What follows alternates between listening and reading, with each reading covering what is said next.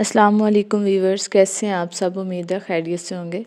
जो हमारा आज का टॉपिक है वो है अथॉरिटेरियन थ्योरी। लास्ट वीडियो में हमने नॉमेटिव थ्योरी के बारे में पढ़ा था कि नॉमेटिव थ्योरी क्या होती है।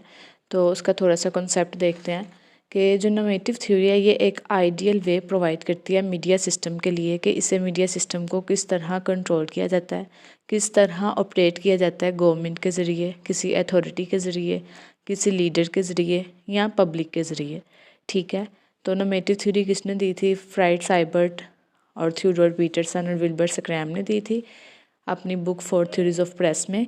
उसके बाद इसकी 4 थ्योरीज थी नेक्स्ट नॉमेटिव थ्योरीज की, जिसमें हमने पढ़ा था authoritarian theory, libertarian theory, Soviet media theory और सोशल रिस्पॉन्सिबिलिटी थ्योरी। तो आज हम डिस्कस करेंगे अथॉरिटेरियन थ्योरी। तो सबसे पहले देखें अथॉरिटेरियन थ्योरी क्या होती है। अथॉरिटेरियन थ्योरी कम्युनिकेशन की जो तमाम फॉर्म्स हैं उसको डिस्क्राइब करती है कि जो कम्युनिकेशन के तमाम फॉर्म्स हैं, तमाम मीडिया है, वो किसी भी गवर्निंग अलाइट या किसी अथॉरिटी या किसी भी इन्फ्लुएंशियल ब्यूरोक्रेट्स के अंडर काम करता है। कि तमाम मीडिया सिस्टम वो गवर्नमेंट के अंडर काम करते हैं, अथॉरिटी के अंदर काम करते हैं, आज़ाद बिल्कुल नहीं होते कि गवर्नमेंट को लेके चलते हैं। जो गवर्नमेंट कहेगी मीडिया वही करेगा। ठीक है, गवर्नमेंट के ख़िलाफ़ कुछ भी नहीं बोल सकता। तो ये इसे क्या कहते हैं? अथॉरिटेरियन थ्योरी कहते हैं। ठीक है, समझ आ गई कि जिस तरह किसी को इस्लाम्स में कुछ राइट्स बाउंड होते हैं। ठीक है, इस तरह बिल्कुल इसी तरह अथॉरिटेरियन थ्योरी जो होती है ना, वो किसी अथॉरिटी के अंडर काम करती है, किसी भी अथॉरिटी के अंदर, कि वो फ्री नहीं होती। जैसे लिबर्टेरियन थ्योरी पढ़ेंगे नेक्स्ट हम, वो बिल्कुल फ्री होती है, आज़ाद होती है, freedom of expression, freedom of speech, सारा कुछ होता है। लेकिन अथॉरिटेरियन थ्योरी क्या होती है? बाउंड होती है। ठीक है, किसी भी अथॉरिटी के अंदर, किसी भी गवर्निंग अलाइट के अंडर, किसी भी इन्फ्लुएंशियल ब्यूरोक्रेट्स के अंडर रह के ये काम करती हैं। ठीक है, अथॉरिटेरियन थ्योरी क्यों ज़रूरी है?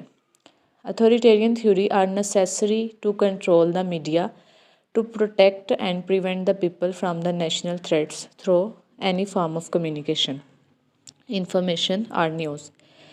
उनका ये कहना है कि जो अथॉरिटेरियन थ्योरी है इसलिए भी ज़रूरी है कि ये मीडिया सिस्टम को और पब्लिक को प्रोटेक्ट करती है। किससे? नेशनल थ्रेट से, किसी भी मतलब कोई भी ऐसी सेंसिटिव इंफॉर्मेशन से, न्यूज़ से जो लोगों के लिए एक सेंसिटिव होगी, तो जो लोगों के लिए ख़तरात का बायस बनेगी या उन्हें डिप्रेशन में लेके जाएगी या उन्हें उनकी लाइफ को डिस्टर्ब करेगी। तो उन्होंने कहा इसलिए अथॉरिटेरियन थ्योरी ज़रूरी है कि ये लोगों को बचाती है सेंसिटिव कंटेंट से। उसके बाद जो अथॉरिटेरियन थ्योरी के थ्योरीज़ में क्या होते हैं, जो अथॉरिटीज़ के पास तमाम राइट्स होते हैं। ठीक है, कि वो किसी भी मीडिया को कंट्रोल करता है, उसे लाइसेंस प्रोवाइड करता है, और अगर अगर जो मीडिया होता है वो वायलेट करता है पॉलिसी को, अथॉरिटेरियन थ्योरी की पॉलिसी को, तो उसका लाइसेंस जो है वो कैंसिल कर दिया जाता है। ठीक है, और उसकी जगह किसी और को हायर कर दिया जाता है। उसके बाद वो इसमें अथॉरिटेरियन थ्योरी में गवर्नमेंट्स के पास तमाम राइट्स होते हैं कि वो किसी भी सेंसिटिव इश्यूज़ को रोक दे मीडिया में आने से। ठीक है, किसी भी मीडिया में मतलब को लोगों को शो करवाने से रोक दे, तो अपने कंट्री को महफूज करने के लिए या सिक्योरिटी के, नेशन की सिक्योरिटी के लिए। नेक्स्ट आ जाता है सेंसरशिप। सेंसरशिप क्या होती है? सेंसरशिप होती है कि किसी भी चीज़ को दबाना। सेंसरशिप में हम ये देखते हैं कि अगर एक न्यूज़ आई है तो उसमें से हमने कौन सी न्यूज़ लोगों को दिखानी है और कौन सी न्यूज़ को सप्रेस कर देना, दबा देना है, और कौन सी लोगों को नहीं दिखानी। ठीक है, तो censorship is the suppression of any communication which में consider a harmful to the people. किसी भी ऐसी कम्युनिकेशन को सप्रेड करना जो लोगों के लिए ख़तरनाक साबित हो सकती है। ठीक है, जैसे किसी भी अथॉरिटीज़ क्या करती है, ऐसी कोई इन्फॉर्मेशन, जैसे कोई एक न्यूज़ दी है तो वो गवर्नमेंट के ख़िलाफ़ है या किसी किंग के ख़िलाफ़ है या किसी स्टेट के ख़िलाफ़ है, तो उसे अथॉरिटेरियन थ्योरी में ये राइट्स होता है, तो वो उसको दबा देते हैं, पब्लिक को शो ही नहीं करवाते ताकि वो किसी भी कन्फ्लिक्ट का बायस ना बने। ठीक हो गया। उसके बाद इसमें कोई फ्रीडम ऑफ स्पीच नहीं होती, फ्रीडम ऑफ एक्सप्रेशन नहीं होते, और दूसरे केसेस में जो सेंसरशिप है वो हेल्प भी करती है to protect the rulers and authorities from sensitive issues. Censorship की नेक्स्ट टाइप्स हैं।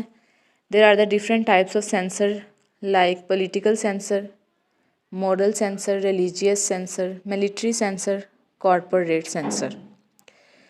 तो सबसे पहले हम देखें पॉलिटिकल सेंसर क्या होता है। पॉलिटिक्स में अब जो न्यूज़ आई है गवर्नमेंट की तरफ से, जैसे ज़ियाउल हक के दौर में कोई भी जो मीडिया था ना, कोई भी न्यूज़ जो थी वो गवर्नमेंट के ख़िलाफ़ नहीं दी जाती थी, क्योंकि जो मीडिया था वो गवर्नमेंट के अंडर काम कर रहा था और वो गवर्नमेंट के ख़िलाफ़ नहीं बोल सकता था, उसे कोई राइट नहीं था। अगर वो उसके ख़िलाफ़ बोलता तो उसका लाइसेंस कैंसिल कर दिया जाता और उसे सज़ा भी मिलती। इसीलिए ज़ियाउल हक के दौर में भी कोई मीडिया जो है ना वो नहीं बोलता था। पॉलिटिकल सेंसर में क्या होता है कि कोई भी ऐसी न्यूज़ आई है, कोई भी कन्फ्लिक्ट आया है जो लोगों में क्या कर सकता है, मज़ीद कन्फ्लिक्ट का बायस बन सकता है। इसमें ये होता है कि गवर्नमेंट इसमें कोशिश करती है कि जो पॉलिटिकल झगड़े हैं ना पॉलिटिक्स के, उसको छुपाने की कोशिश करती है। जो होती है ना, जो लोगों को वो नहीं दिखाती और क्या करती है, सप्रेस कर लेती है न्यूज़ आउटलेट के ज़रिए।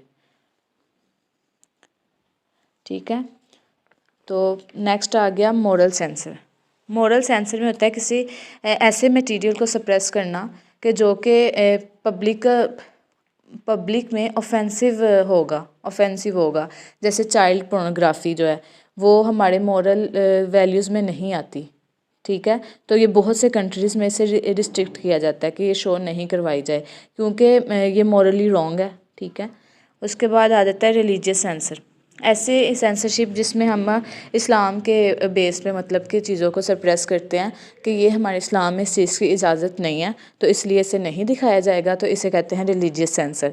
उसके बाद मिलिट्री सेंसरशिप क्या होती है। मिलिट्री सेंसरशिप में ये होता है कि जो मिलिट्री के आते हैं ना लेटर वगैरह न्यूज़ वालों को, वो या कोई भी डिस्पैचेस जो लोगों के लिए क्या होते हैं, कन्फ्लिक्ट का बायस बनते हैं। कोई भी ऐसा कंटेंट जो लोगों को नहीं दिखाना चाहते तो वो मिलिट्री जो है पब्लिश नहीं होने देती। उसके बाद आता है corporate censorship.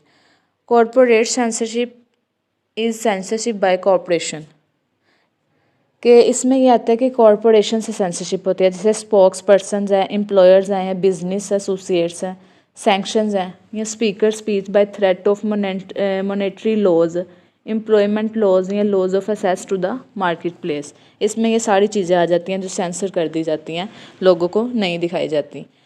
Next authoritarian theory की एग्जांपल आ जाती है। तो सबसे पहले उन्होंने ये कहा है कि जो जर्नलिस्ट या कोई भी मीडिया पर्सन्स होता है ना, उसके पास कोई राइट्स नहीं होता कि वो कमेंट करे, डिस्क्रिमिनेट करे या कोई भी स्टैंड ले गवर्नमेंट के ख़िलाफ़। अथॉरिटेरियन थ्योरी में मीडिया के पास कोई राइट नहीं होता, लेकिन सम टाइम अथॉरिटी दे भी देती है थोड़े बहुत right minority thoughts and culture issues को प्रमोट करने के लिए। अगर ये कोई सोसाइटी को कोई नुकसान नहीं पहुंचा रहे, अगर ये गवर्नमेंट के ख़िलाफ़ नहीं है तो। फिर अगर देखें, अगर उसने कहा है कि king is the authority who has are right to control the communication and no one can question against the king. तो उन्होंने कहा अगर किंग एक अथॉरिटी है तो उसके पास तमाम राइट्स हैं कि वो कम्युनिकेशन को क्या कर सकता है, कंट्रोल कर सकता है, और कोई भी इसके ख़िलाफ़ क्वेश्चन नहीं उठा सकता, क्योंकि जो मीडिया है वो इसके अंडर काम कर रहा है।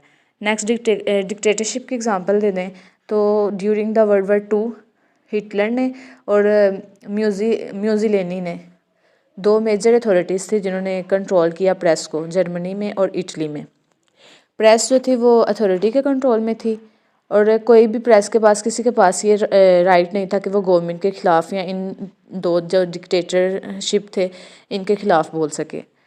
उसके बाद जो चंद कंट्रीज़ थे उन्होंने विकी लीक्स वेबसाइट्स को ब्लॉक कर दिया था, क्योंकि जो विकी लीक वेबसाइट्स होती हैं ना वो सारा कुछ देती हैं, बिल्कुल वो फ्री होती हैं। ठीक है, तो कुछ कंट्रीज़ में ब्लॉक कर दिया था इन वेबसाइट्स को, क्योंकि वो नहीं चाहते थे कि उनके जो गवर्नमेंट की कोई भी इंफॉर्मेशन है वो लोगों तक पहुंचे, मतलब उन्होंने सेंसर कर दिया इन्हें।